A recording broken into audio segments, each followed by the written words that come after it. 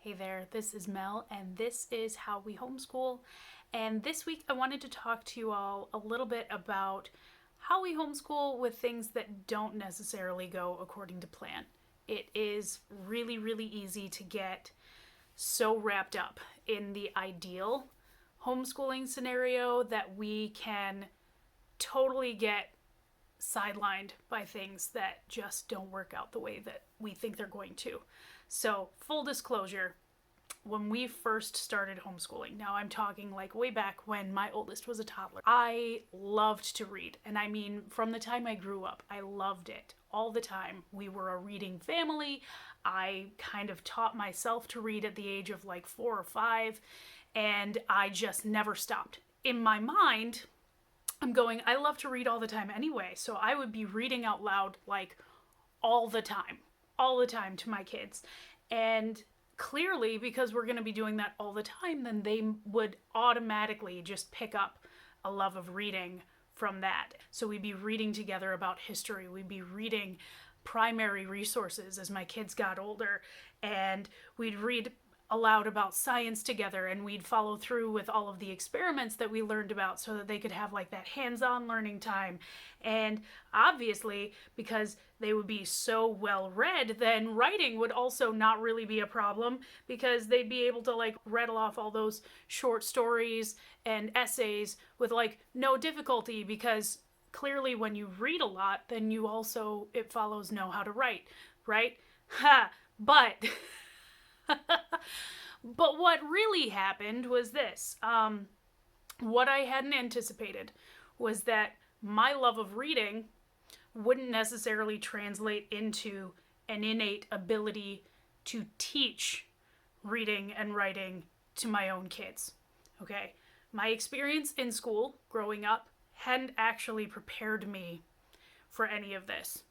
I had actually just learned implicitly through my own love of learning and reading, right? So I learned how to spell and roughly what sounds the letters make when they're put together. I learned what a proper sentence and a proper paragraph sounds like because I read so often. I learned how to read for comprehension so that I could gather information on my own. What I found out that I didn't know was that I had never actually explicitly learned all of the rules for spelling. I actually didn't even learn what I found out was basic grammar until I took German in high school, and my German teacher was shocked because she realized I didn't know how to differentiate between nominative and a dative and accusative. I had no clue what any of those were. And because I only knew these things implicitly, and because I'd always had such an easy time of it, I had no idea how to explain them to somebody who thinks differently than I do. So when my oldest daughter was reading age, we did all the things, right? We read aloud every day, all the children's books, all the picture books, asking questions about them, using your fingers to track the words on the page, all the things. And she did learn a lot of the basics, or at least the basics as I knew them. But I was completely unprepared for the struggle that it would take to actually keep that learning going strong. Completely underprepared. So she was able to memorize the books themselves, like auditorily. But when it came time to read a new book or a more difficult book, like a book with harder words, she would really struggle.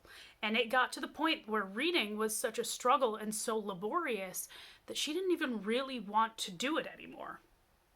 And we hit this point where little kids' books were easy enough for her to read, but they were incredibly boring. Like, she was not on that level anymore. But reading books that were geared towards older kids, they would be more interesting, but she would struggle so much with trying to understand the words that she never really got to the point where she could enjoy the story, because it would be like discouraging for her to get through it. Okay. And it wasn't dyslexia. We could identify each letter as they were going. Nothing was being transposed or flipped around or anything like that. It was just slower than what I thought it should have been, right? And I was lost. I felt like I was failing as a mom and as a teacher, and this was not how I had planned our homeschooling experience. And I was overwhelmed because I felt like I would have to spend so much time on this one area when feasibly I couldn't do it. I had other classes to teach, other subjects to teach. I have other kids that need their mom, and I have co-ops that we're involved in. I was just like, we can't keep doing just reading all the time. So I did what all of us have to do sometimes, which is ask for help. So I went to my pro moms, which some of you might know. The pro moms are the ones who have kids that are older than yours, who have been through it before, and they can be like, yeah, I got you. And I was so glad that I did. And I got such a wide range of advice, honestly. Anywhere from, there were those people that were like, okay, you need to start testing for disorders. There were others that said, okay, just wait and see, because we're so accustomed to standard education happening on like a specific timeline that we forget that sometimes waiting until a kid is actually ready to learn a given concept can eliminate half of the struggle anyway. And sometimes they would suggest, you know what, just keep reading aloud with your kid and do audiobooks instead of like the physical textbook, or do both. Have the audiobook playing while they follow along in the physical textbook. And also there were other people that were just like, you know what, you should school yourself on how to actually teach the stuff. Now, that doesn't mean that I have to go back to school and get an education degree, because who has time for that, honestly? But thankfully, I did a little bit of each of those. Now, I do encourage you to listen to your instincts. If you think that there is like some real struggle, yeah, absolutely follow through and have your child assessed, or at least start with an in-home assessment, because you can actually find a lot of those resources online, and it'll at least give you like a starting point if there is something wrong and you need to make a serious adjustment to your teaching or learning style. That will help you a lot, especially if there's a disorder or atypical learning style in play. Okay, so take care of that if you feel like that's what you need to do. But really, also, do not get so caught up in the way you thought homeschooling would work that you can't just pivot and find a new way. Because so often what we think is a failure to homeschool is really just the way that we were trying doesn't work for a particular kid, or it doesn't work for you as a parent, or it doesn't fit with your own limited knowledge, and that's okay, because the great thing about homeschooling is that you are not stuck in what is meant to be a one-size-fits-all system, like the way public school is set up. You're allowed to deviate from the curriculum. You're allowed to take extra time if needed in order to gain mastery of a subject. It is totally okay. And it doesn't mean that you failed at it. You just pivot and you try to do better next time. So, on the suggestion of my sister, actually, God bless her, I went and took a weekend seminar on word revelation, and it was a revelation to me. One of the first things the teacher said was basically, there are 26 letters in the English alphabet, and there are at least 44 sounds. And you need to know when the letters make the specific sounds, or else you're stuck trying to figure out every possible combination until you finally hit on the right one, and it takes so much longer than it needs to. So that teacher, Caitlin Dillon, broke down so many of the rules for spelling and decoding that I had never even really thought about because I had learned so much of it implicitly. But my oldest daughter needed to be taught them explicitly. And so I learned. I learned all of the phonograms, which I hadn't actually known before. And I learned what the different types of syllables are. I learned why the vowels sound the way that they do and in what instances. And I learned how to do all of the planned activities in word revelation. So I learned everything that I needed to in order to take the guesswork out of it for my daughter so that she wouldn't have to struggle with decoding those words on the page.